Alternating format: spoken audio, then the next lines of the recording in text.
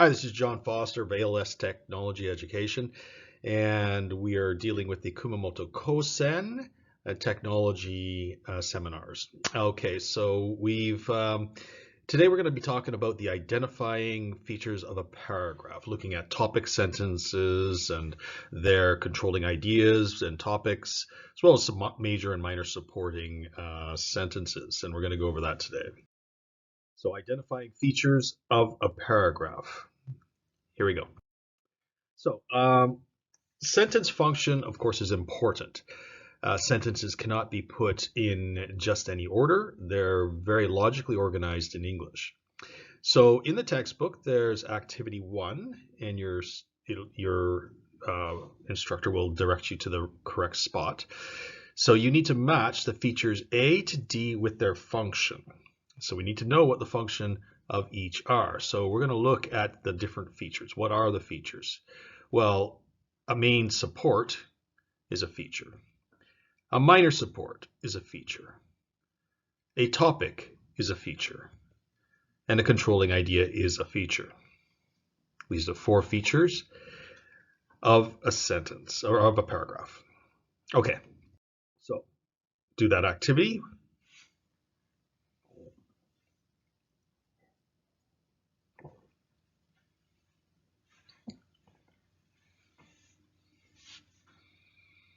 Okay, let's begin then.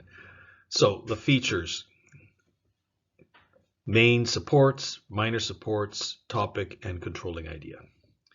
Functions: states what the paragraph is about, answers questions raised at the start of the paragraph, raises questions about the topic and suggests the writer's aim, and provides very specific details that clarify.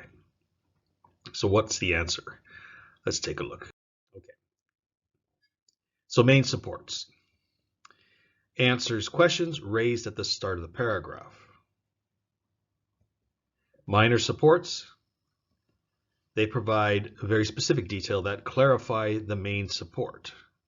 So the main support is clarified by the minor supports. Now the topic itself states what the paragraph is about. And the controlling idea is where we find out what the aim of the writer is, what their goal is, what their opinion is, what their research findings are. Okay, that's the features and their function. Okay, so we need to know what their order is. What's the order, this typical order in a paragraph of these features? So in the sentence, 2 of the features, sentence 1, 2 of the features appear. Sentence 2, we can look at 3 and 4, 5 and 6 and 7. This is in our example in the textbook. Okay, activity 2. Okay, so what is the order for the features in the text? Okay, sentence 1 is the topic and the controlling idea. So the first sentence includes both the topic and the controlling idea. Sentence 2 typically will provide our first main support. Okay. In this case, sentences 3 and 4 were main supports. The minor supports, then another main support, and another minor support. So as you can see, typically you have a topic and controlling idea in the first sentence, followed by 1 or 2 or 3 main supports, each supported in turn and clarified by minor supports. In this case, you've got your topic sentence, main support 1, minor supports, main support 2, minor supports. So now we're going to look at text 3.1 again. And what are the functions of sentences 1 to 6? So this very specific text, sentence 1, 2, 3, 4, 5, and 6. Now you should write in to the textbook what their functions are based on what we've just learned.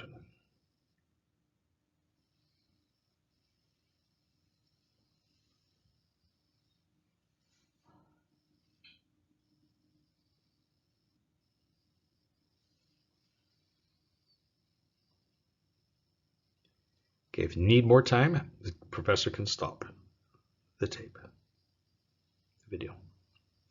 We're going to begin right now. Okay, sentence 1, topic and controlling idea. Every time, always. Sentence 2 is main support 1. Sentence 3 is minor support 1A. Sentence 4 is minor support 1B. Sentence 5, minor support 1C.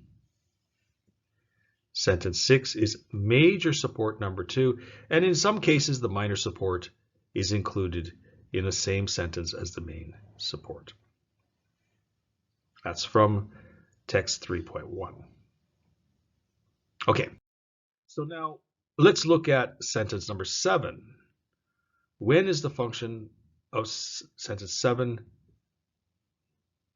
When do we need this sort of function, a paragraph conclusion? Well, first of all, it summarizes the paragraph and provides the writer's interpretation. But here's a question. Is a conclusion needed for every paragraph? The answer is no. Only when a summary or interpretation is needed for the reader. So you might have several, 2 or 3 or 4 paragraphs that have no conclusion, but there seems to be some kind of principle or organization or some reason to summarize a paragraph at some point in the writing. Only you can make that decision. So let's look at the topic question again. In the text 3.1, what are the question and the answer? Because topic sentences always provide a question and an answer.